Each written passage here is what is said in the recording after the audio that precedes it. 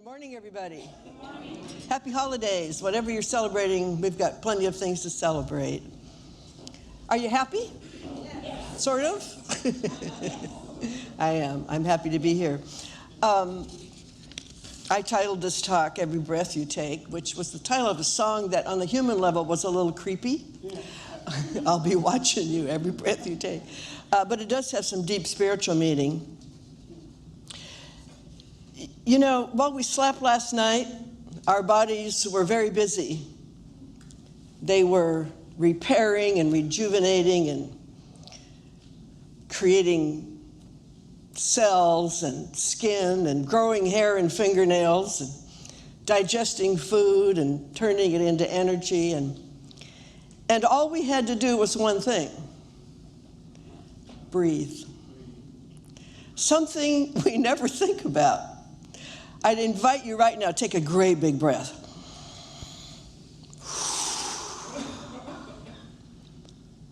We do it all day long, and we don't even think we're doing it. We never even question it. In fact, we aren't actually doing it, it's doing us. Our first breath, when we were that big, happened. The baby didn't decide to breathe. It happened. Inspiration, the arrival of the animating force, because breath is life force. No matter where we are, there it is, and it is spirit. The very breath we take, and we do it without even trying, and as long as our channel is open and remains open, breath or spirit flows through our personal life into relationships, into our health, of course, our health, and our prosperity, and our world. I've been reading a book called Natural Grace. I've mentioned this before, but I've been reading it for quite a while now. It's a conversation between Matthew Fox, the theologian and the former Catholic priest who was silenced by the Catholic Church for the book, The Coming of the Cosmic Christ, where he said there's no such thing as hell and there's no original sin. And he was silenced for a year, and then when the year was over, he became an Episcopal priest, which is much more progressive. And he wrote some more books. And Rupert Sheldrake is the scientist who proposed the theory of morphic resonance, which means we're all one, we all live in one vibrational field, we're constantly communicating with each other non-verbally all the time. And Fox wrote in that conversation, he said, spirit is breath. Now, he thinks of spirit as a synonym for God, and we do too in this teaching. And the reason we use spirit more than the word God is because God has a connotation of a person, and spirit has a connotation of movement, of life, of energy, and breath. So he said, spirit is in the world and in our being, but it's greater than that. It is the Spirit. And you and I have spirit, but there is the Spirit. And it's another name for God, and it's everywhere present all the time. Everything breathes. The oceans breathe. The trees breathe. Portia, I love what you said today. It was perfect. Everything is inspired and moves it back out into circulation. Constantly. I remember reading once, I think it was Deepak Chopra, who said, we are breathing the same molecules that Jesus and Buddha breathed. I thought, give me some more of that. I could use some more Jesus molecules. So is our action of breathing our way of communicating with God? I lived in Hawaii for many years, and the last day I was there before I moved back to the mainland, it was a very emotional time because I never thought I'd leave Hawaii, but I did. I went to the Unity Church in Honolulu, and I met Anna Veri, and she invited me to lunch. And Anna was old then. She was the last living female kahuna in Hawaii at that time. We had a lovely time, and she told me a story about the ancients and still part of the Huna code about how they manifested things. So they referred to spirit as the Amakua. And it was not far away. It was everywhere, all around them. They were immersed in it, saturated in it, just like we are. But when they wanted something, they would take the idea and breathe it in. And then they would give it to the Amakua to make it real. But the Amakua would send it back through their exhalation into the world. Isn't that beautiful? So you take what you want, give it to the Amakua, the greater power, the spirit, and it breathes it into your life by means of you. And that's exactly what we teach here, that life comes through us, not to us. That when we seek a change, it must come within us first. And that which we desire is already so in that realm, the morphic resonant field that Sheldrake talks about. And that it follows our intention and follows our choices and our actions, and we make it real. We make it so much harder than that, don't we? And we give so much power to other people and other things. They're the reason we don't have it. It's their fault. And all of that is a denial of the presence of spirit. And when we get into that kind of phase, we've stopped breathing. Have you ever been so scared you couldn't breathe? Or so mad you couldn't breathe? And in that moment, what's happening is we are denying our power. We are saying it doesn't exist. It's somewhere else. And we get stuck. And it can be very detrimental to our health as well as other things in our life. Thomas Aquinas said that the Holy Spirit that hovered over the waters at the beginning of creation hovers over the mind and the will of the artist, and we're all are artists, as we create. In other words, that co-creation is still ongoing. It wasn't something that happened a long time ago, but it's still happening. Creation is still happening. And spirit, the one that breathes, needs an outlet for that creation to happen, and you and I are it. Nature is it. The universe is it. Everything in it is the way in for spirit to express. But we can stifle it, and we do that when we get so mad we can't breathe, or so scared we can't breathe. Anger, resentment, acts of hostility, unkindness put us in a kind of frozen state. It's almost like not being alive.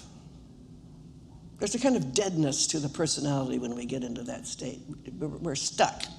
We can't breathe freely, which simply means we are, in a way, denying entrance to the spirit, to our own higher inclinations, our own better self. So at the point of our personal life, our spirit is our best self.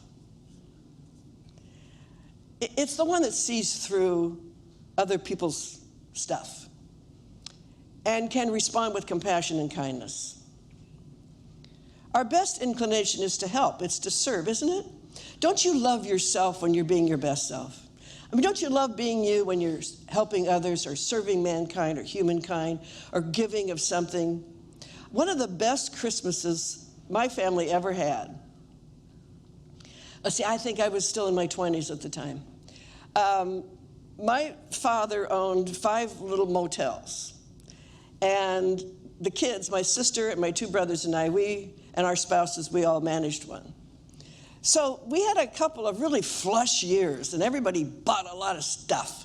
And we're all collectors, and my mother loves antiques, or did, and I love art, and et cetera, et cetera. So we all had a lot of stuff. Then we had a couple of lean years, and it happened to be Christmas.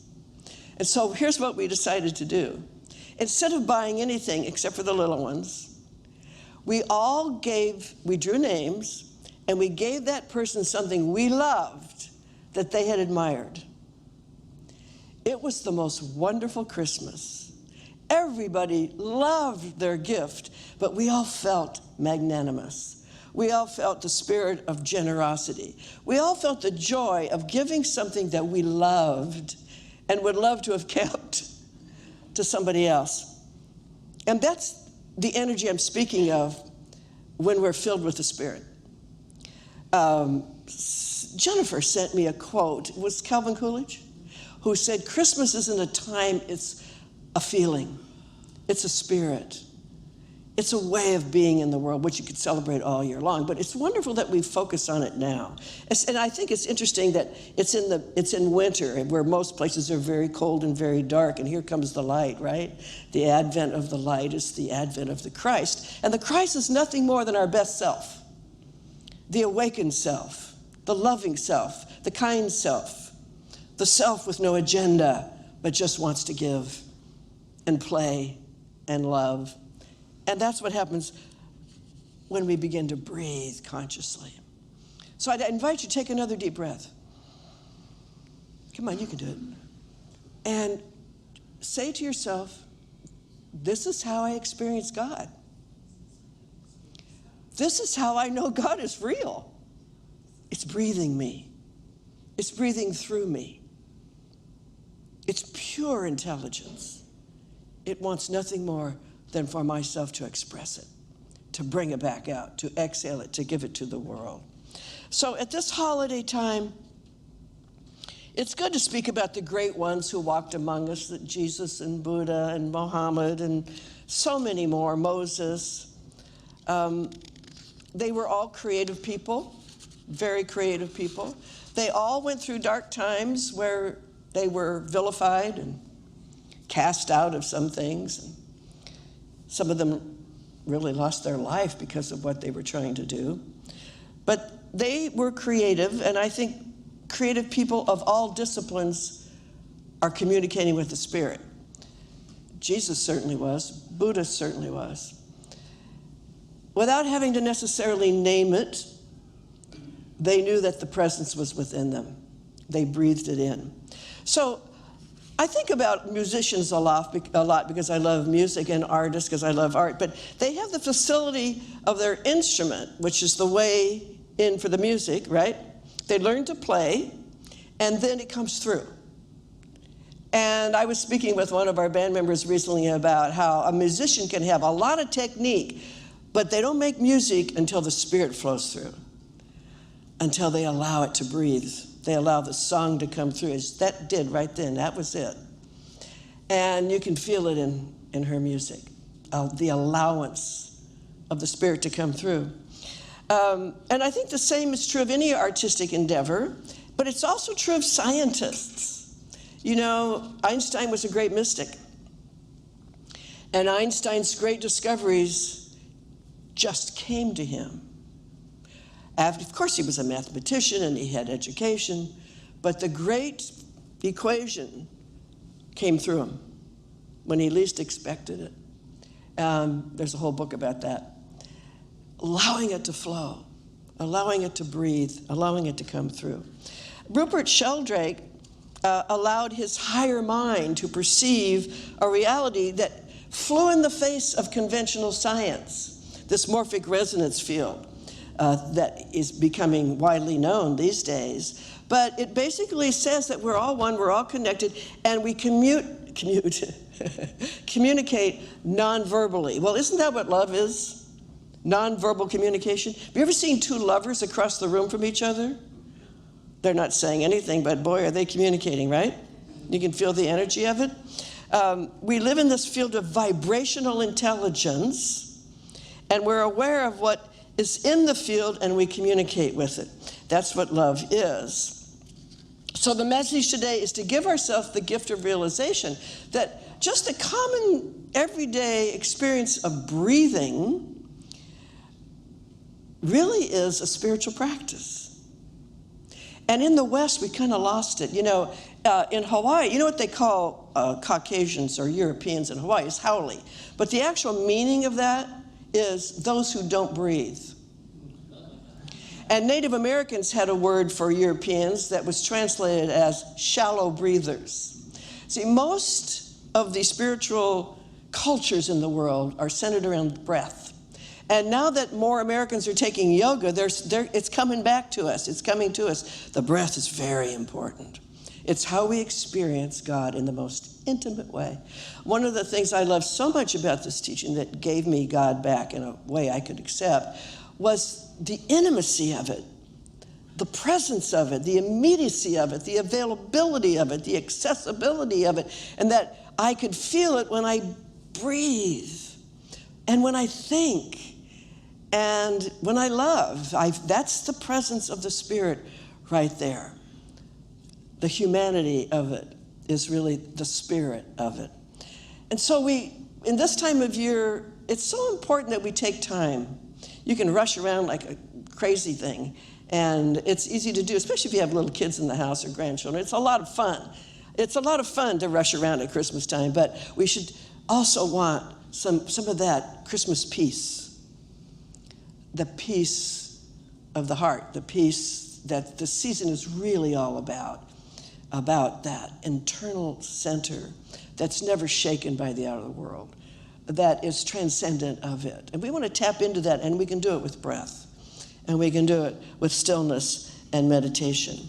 So our very breath is proof of the presence of God. I believe it is. And that our part is to stay clear and open to the advent of the Christ. And the advent of the Christ is more light coming back into the world, into our human experience. And that's what the season is about, really. It's about the darkest day, and then from that point on, the light starts coming back. And isn't that true of life? You go through times it's dark, and you think, I'm not going to survive this, or I don't want to, or you think, how did this happen? And then, just like that, it can shift. That's what I love about life, is how fast it changes. Just like that, you can feel it again. If we take the time to remember there is a power greater than we are that is present where we are all the time. It is breathing us. It is being us. It is for us. And we give our desires into it and let it come back and flow out into our experience. There's no avoiding it, you know. Our self-worth is revealed for all to see. So let's make sure it's clean and filled with inspiration. Think of the words that have to do with breath. Inspired, enthused, have all to do with being full of the Spirit. So I invite you to join me now. I'm going to do a little longer meditation treatment this morning. Be lovely to have a little guitar, maybe, a little music, a little something behind me. Because I want to do this for our center and for all of you and for humanity. It's a very potent time in the world right now. There's a lot of stuff flying around. A lot of people button heads because change is underneath it. Change is trying to happen, and it scares people when change starts to happen. So let's move through that. Let's take another deep breath. And feel as it flows from us that it is charged with love, charged with spiritual energy. That the light that is locked up in us is revealed. That we remember now the thing we knew when we were little.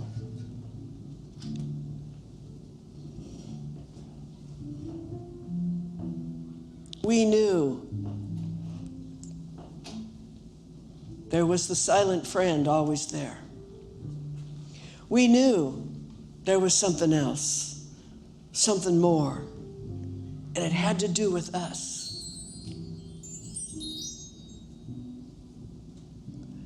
And we learned as we grew that something had many names and was seen by people in many different ways.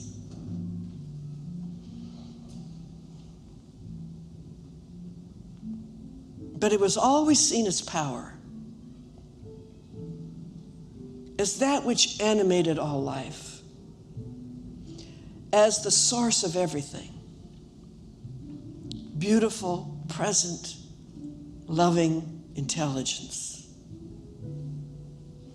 A great mystery, but an immediate experience. So what I want for us today is to take our life seriously and not to give it away with thoughtless remarks or ideas that are too small for a spiritually aware person. To take our heart seriously. It holds something. It holds the energy of spirit. It holds the light. Let it out. Let it be seen. Let it come to play.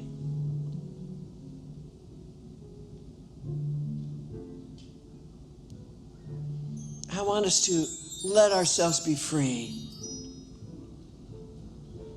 Free to celebrate this life.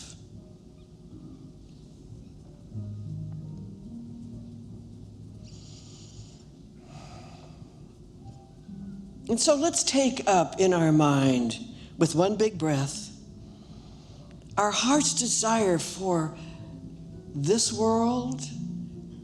Breathe it in, release it into the great infinite field.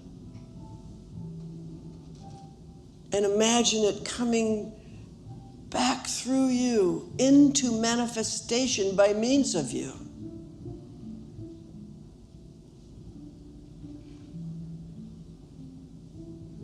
Imagine if that's all we need to do, is let it be in us. Let our life be the love that we seek. Let our words be the healing balm that others seek. Let our joy be transparent, sparkling, uncontainable. Let our peace be deep, grounded, and stable. Let our generosity spill out as we circulate all that we love and give it freely to those who would love it.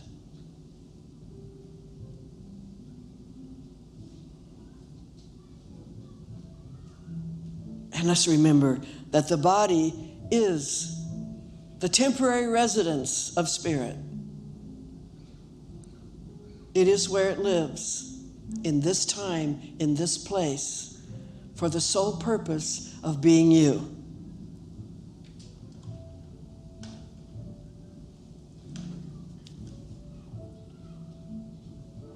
Let's breathe with the intention of honoring our source.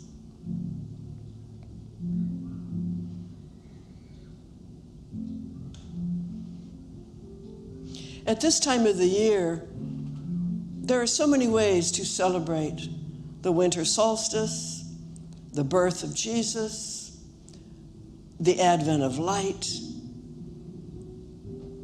There are so many ways to interpret it all, but there's one way to live it. And that's give it something to do by means of us. Give the light something to do. That it will increase and grow and spread. That's our gift to life. And so this morning, each one of us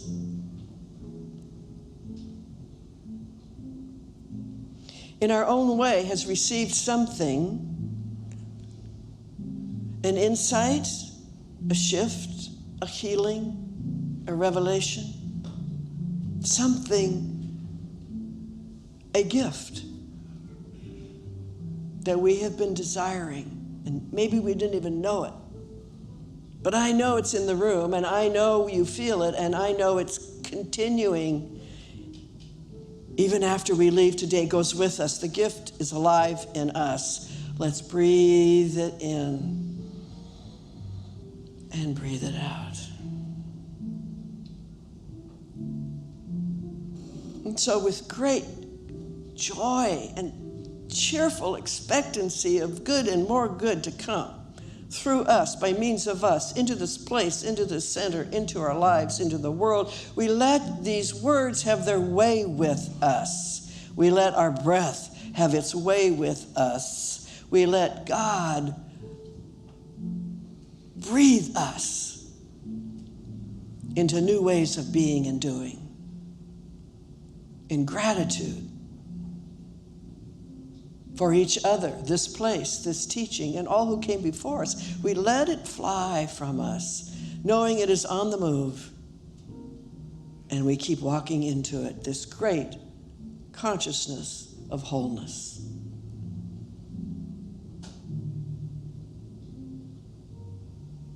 In these holy days, we are more present than ever before. Beginning now, we seal it with simple words, and so it is.